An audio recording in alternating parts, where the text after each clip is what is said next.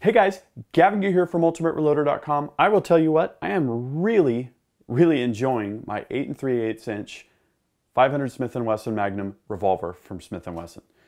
This thing is awesome, but it is also brutal. And there's something special I'm going to talk about in this video. In fact, I'm going to show it to you in depth. It's called 500 Smith & Wesson Special. That's right, this brass is available from Starline. It's essentially a shortened 500 Smith & Wesson Magnum case. It's a way for you to quickly identify your reduced loads, and it also offers a way to optimize case capacity and load density. That's right. 500 Smith & Wesson Magnum normally has a very low load density, meaning a lot of airspace in the case. We're going to do a couple things to optimize that. First is to use the 500 Smith & Wesson Special brass.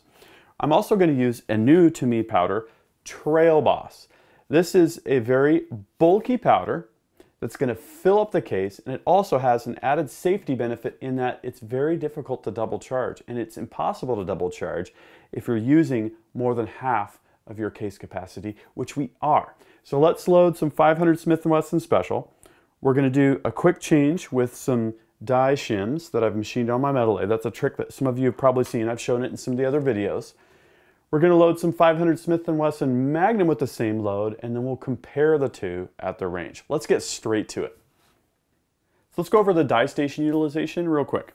Station number 1, I've got sizing and depriming. Station number 2, I've got expanding. Station number 3, we've got our powder charging. Station number 4, I'm only using the seating stem, and that's to seat the bullet. This is the seater crimper die, but with the die up and out of the way, not crimping the case. And in station number 5, I've got the same seater with the seating plug removed. I'm using only the crimping function. This is great because you're not going to shave lead off your bullet while you're crimping. You can also separate the height adjustments between your seating and your crimping die. For full progressive loading, all we need to do is insert a piece of brass at station number 1 and then insert a bullet into the case mouth at station number 4. Pull the handle. Nice and slow on my indexing. It's going to prevent spilled powder.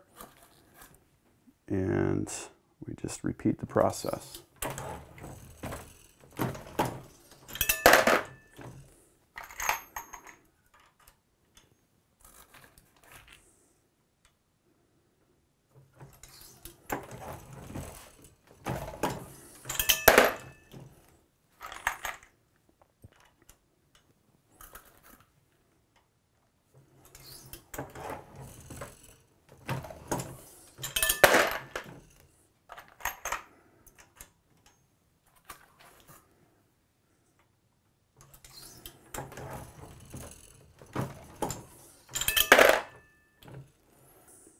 So let's go ahead and run the press down.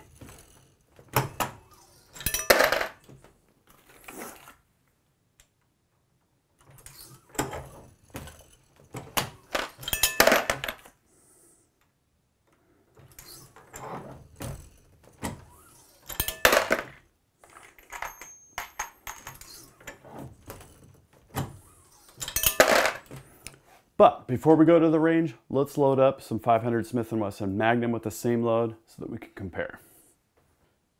Okay, so I just finished the caliber changeover from 500 Smith & Wesson Special to 500 Smith & Wesson Magnum, and in total it takes about 3 minutes. A couple notes.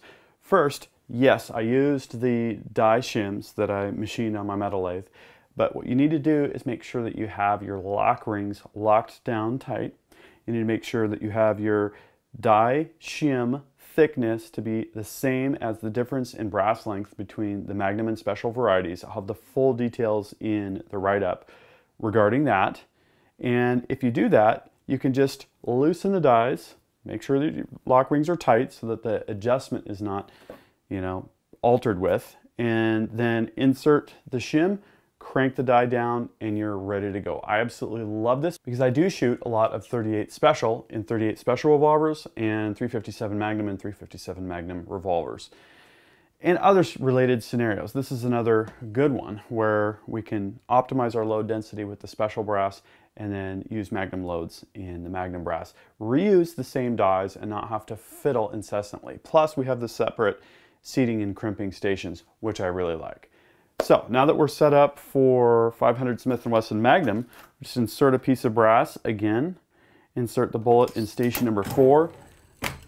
Voila! The pull of the handle, we've got a round each time. You can see there's a huge difference in the case capacity and the load density. So it'll be really interesting to see what the chronograph tells us about these differences. So I'm going to continue loading them for a while, but I'll meet you all out at the range for some shooting.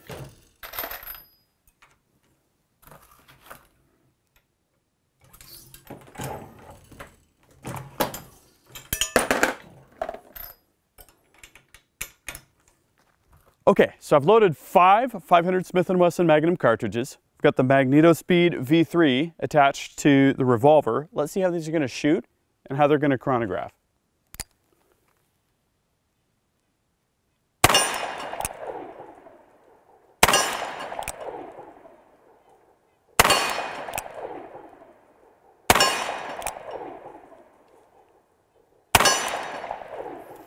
Nice shooting. Let's see the chronograph results.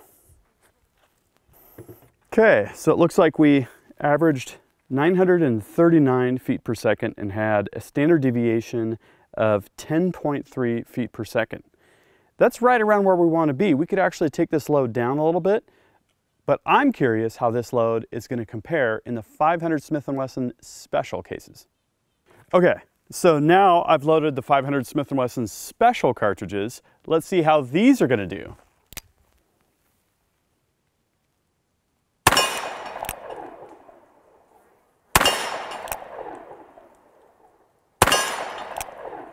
Target's coming apart.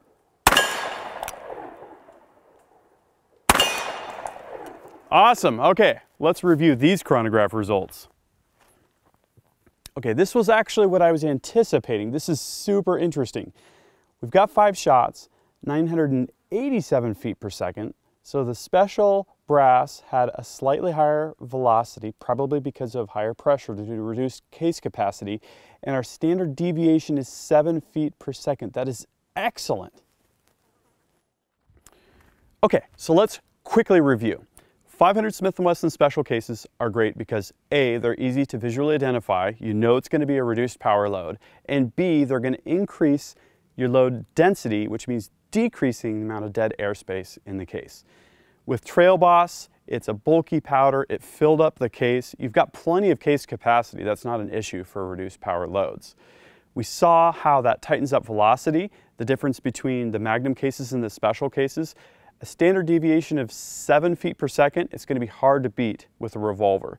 So I'm super happy with that load. There's a lot you could do with this load. It'd be a good defense load. It's a great target load. I think I'm going to spend a little bit more time reducing it further until the low 800s of feet per second. The RCBS dies did great. They are the only manufacturer that has 500 Smith & Wesson Special dies that I was able to find. I've got a couple notes about those dies in the full write-up. See the full link there about loading 500 Smith & Wesson Special with the lead bullets specifically. But I'm real happy. I'm really enjoying the 500 Smith & Wesson Magnum Revolver, the 8 3/8 barrel. This is about the most versatile firearm you're going to find. I know that might sound a little bit funny, but everything from big game hunting to defense to target, I would use this revolver for a variety of things and am using it for a variety of things. So, if you found this video helpful, please give it a thumbs up. And if you don't want to miss any of the action on ultimatereloader.com, please subscribe to my channel. I got more shooting to do. So until next time, happy shooting and happy reloading.